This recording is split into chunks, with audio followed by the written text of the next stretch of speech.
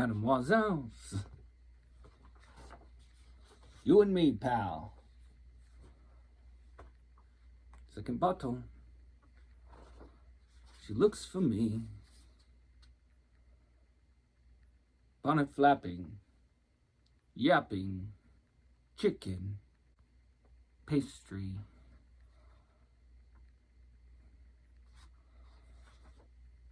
She looks for me. Good. Let her look for me.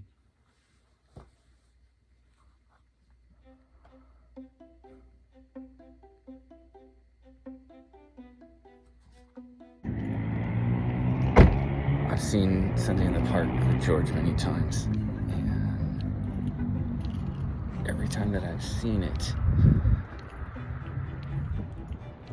I can tell what it is about it that I love so much. And the story itself, it follows a painter and his grandson in the second act, Surratt, and he painted with dots. But the musical part was directly written for Mandy Patinkin, and it's great. And because the storyline holds true for us now as much as it did, as it always has, that a life of art and a life of tragedy are sometimes indistinguishable from one another. I absolutely love Sunday in the Park with George. I've always loved it, and I've seen it several times. And the part of Surratt was written for Mandy Patinkin, and he was amazing in it, and Bernadette Peters. But I've seen it a lot of different ways. And a time that I remember seeing, I saw it at a like 11 a.m. performance, and it might have even been like a free dress rehearsal or something. But they didn't have the main actor that was playing in this particular one, and it was on a rake stage. And like I hate rake stages. I understand them, I get it, but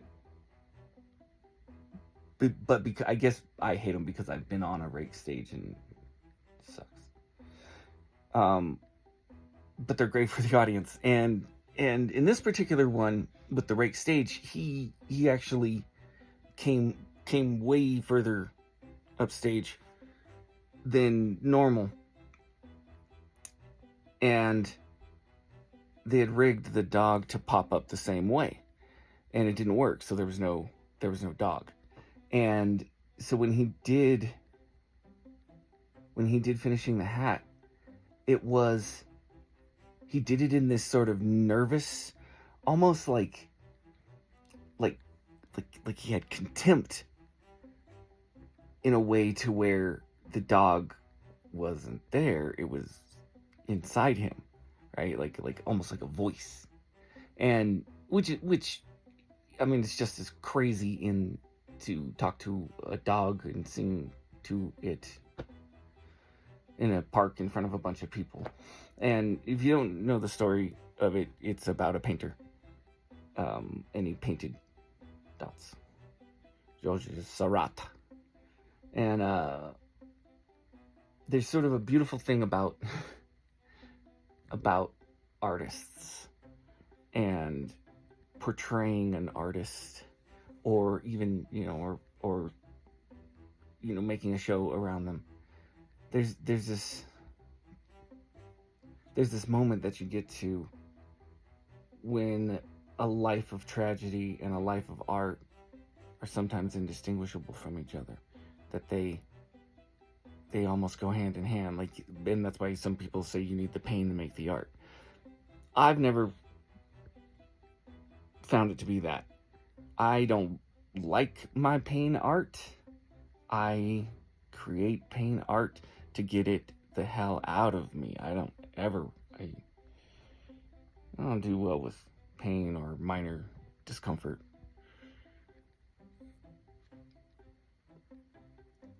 But that feeling is there. with the character.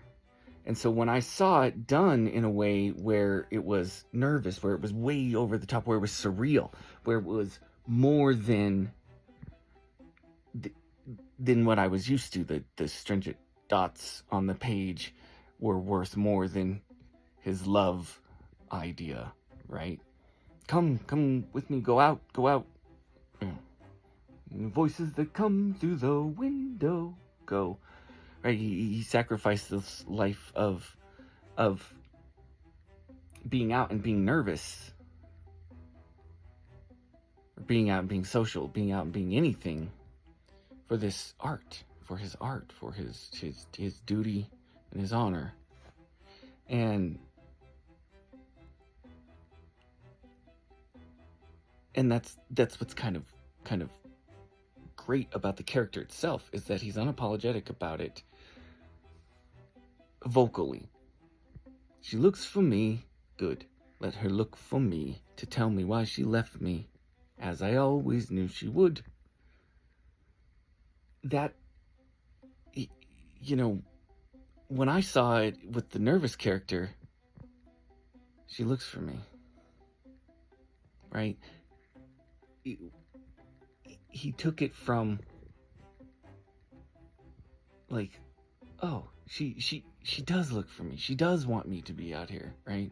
To I'm out here. I'm out here for the art. She looks for me. Right? Good. Let her look for me. Right? In and out of that character within that line. It was it was great for myself and the 4 other people that were in the audience that morning, but it really locked that idea into my head that music transcends time, art and soul, and theater itself is transcendent upon time, right? It matches the moment, you know.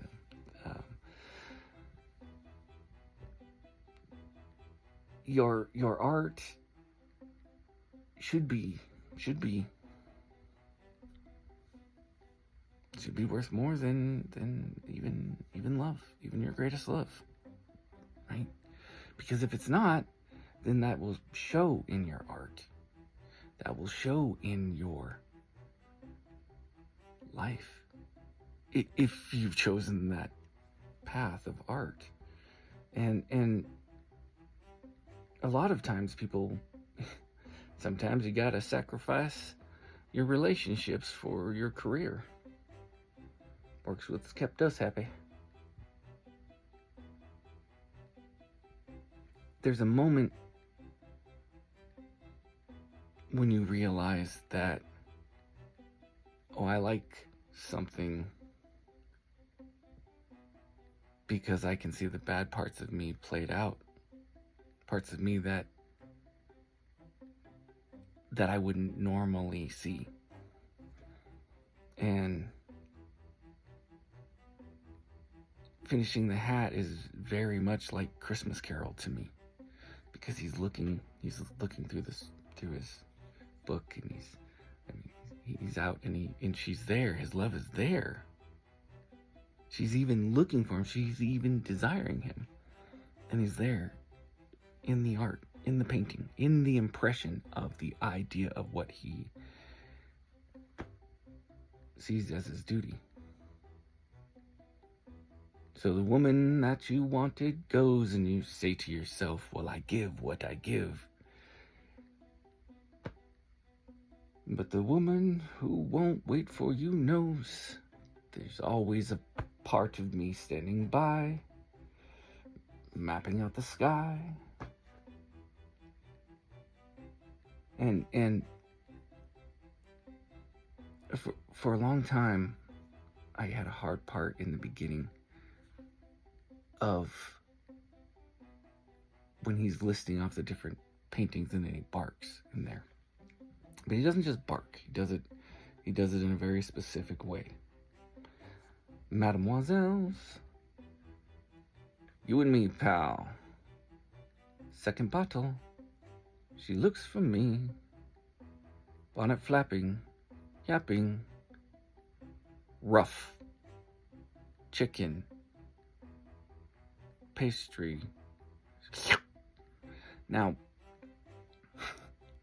so there's, he's saying bonnet flapping, yapping, rough.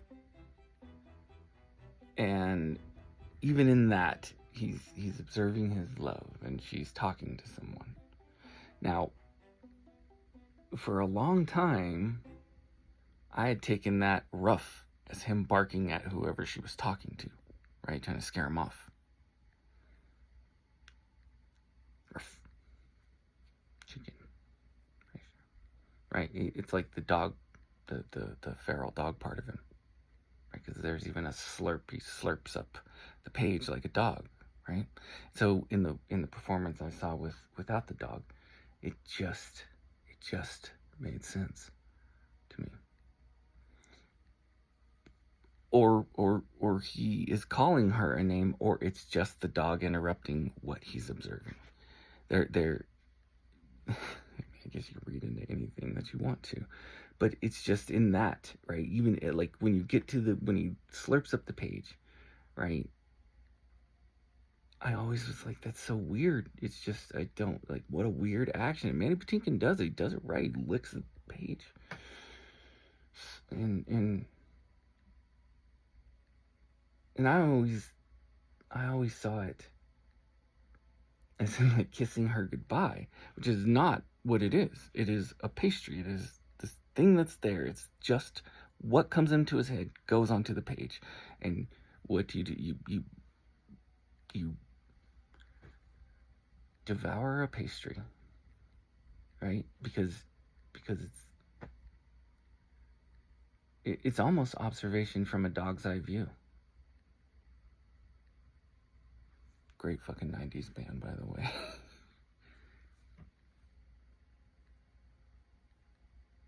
Dog's eye view. Anyway.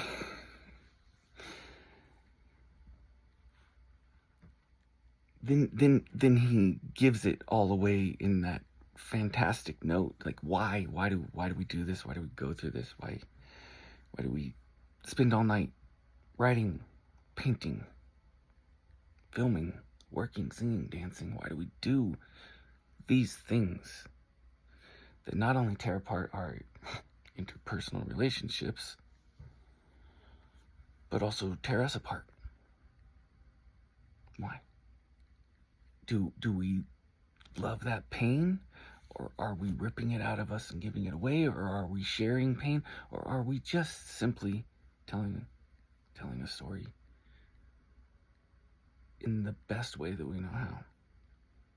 And that's why when you look at Finishing the Hat and you look at this whole thing, it's just a beautiful song about art or life. And if art is life, where's life? And if you're not an artist and art is life, what do you do?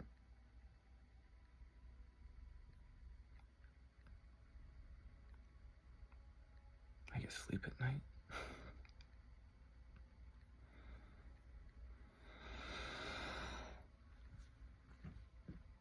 Sunday in the Park with George. Finishing the Hat. Right? It's like, that's the day. That marks the day.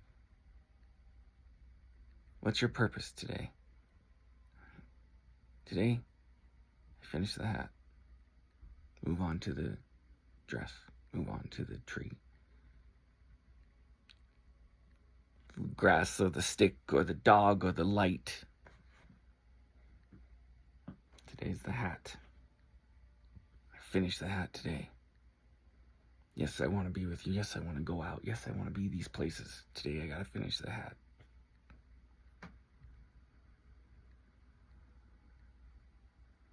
And what does it mean to finish the hat? Coming from the world of the hat. Reaching to the world of the hat like a window. Back to this one from that. mapping out a sky. What you feel like planning a sky. What you feel when the voices that come through the window go till they distance, die. Till there's nothing but sky.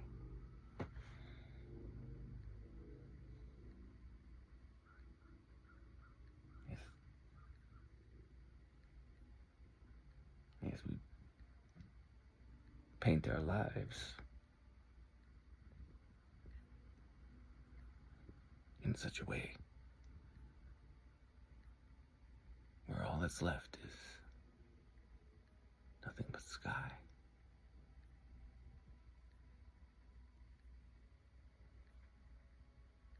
Infinite sky.